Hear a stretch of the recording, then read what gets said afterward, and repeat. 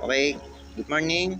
Ah, Tama ba? MSCJ 1A itong pinasok kong classroom? Or baka may naliligaw or ako yung naliligaw dito?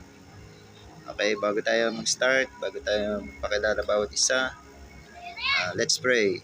Let's bow our head and feel the presence of our Lord.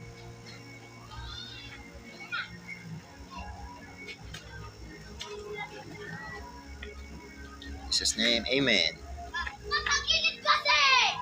Okay class, introduce ko lang yung sarili ko. Ako si Benhard Ines Meran. At ako ay currently affiliated or nagtatrabaho sa Bureau of Corrections, Muntinlupa, dito sa Bilibid. Okay? Uh, Dati akong estudyante dito sa PL-MON at nakapagtapos, nag-review at nakapasa ng board exam.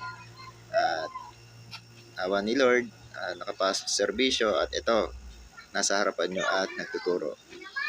Itong mga estudyante ko na criminology, tama di ba?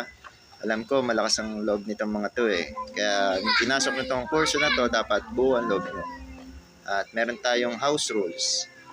At kailangan ko ng katahimikan. Cellphone, silent mode, or much better, patayin natin.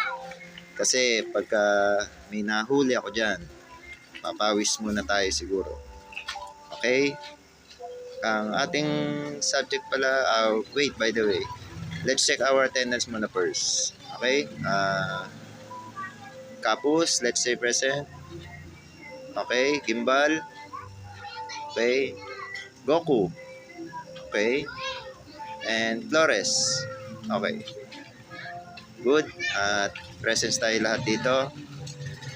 Kapag may mga gustong mag-CR, sabi lang at ibigyan ko kayo ng personal necessity.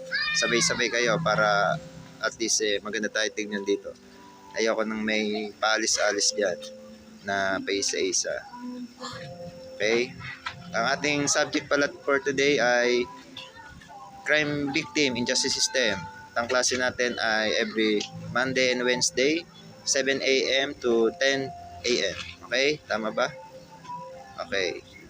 Anyone na pwedeng makapag-discuss or makapagsabi, idea man, kung ano ang crime victim in justice system.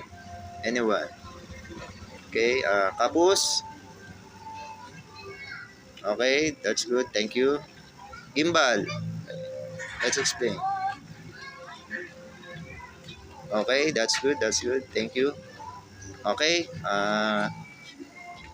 ano nga ba ang crime victim in justice system?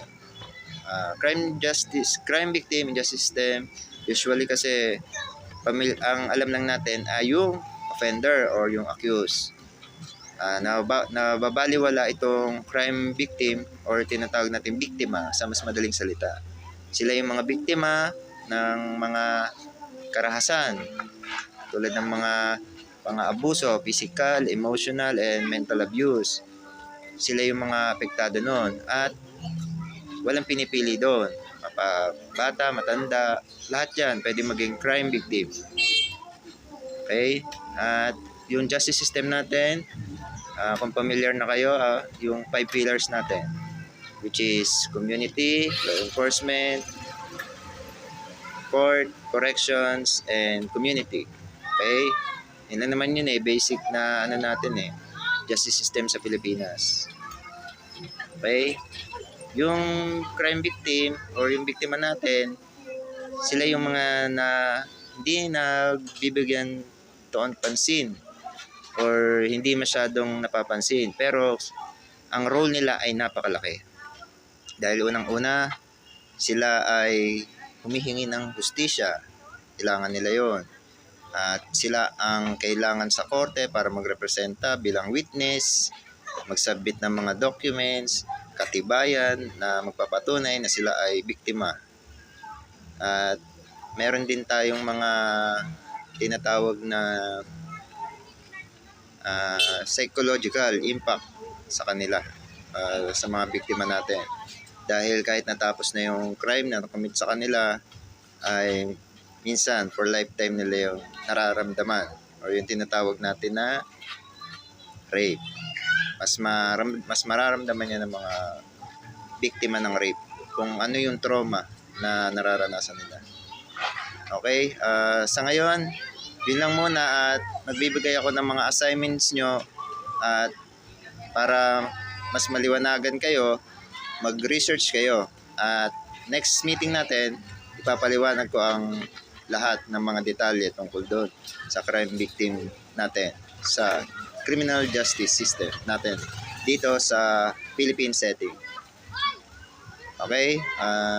Mamaya, bibigyan ko kayo ng designated assignment kung ano yung mga topic na i-report nyo. Okay? Okay.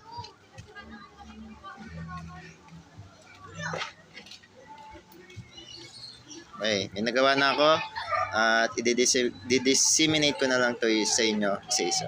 Okay. Okay, bago tayo mag-dismiss, feel the presence of our Lord. Let's take a bow and pray.